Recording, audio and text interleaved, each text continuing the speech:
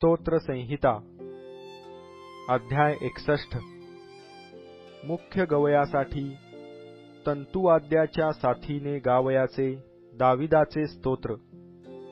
हे देवा, माझा धावा ऐक, माझ्या प्रार्थनेकडे लक्ष दे। माझे मन व्याकुळ झाले असता दिगंतापासूनही मी तुझा धावा करीतो।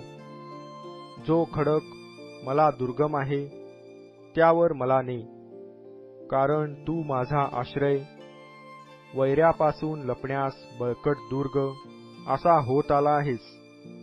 तुझ्या मंडपात मी सर्वकाळ राहीन, मी तुझ्या पंखाच्या छायेचा आश्रय घेईन।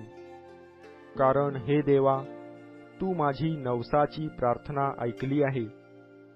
तुझ्या नावाचे भय धरणाऱ्यांचे वतन तू मला दिले आहे।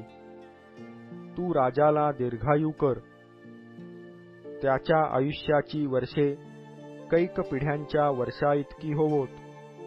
तो देवासमोर चिरकाल राहो।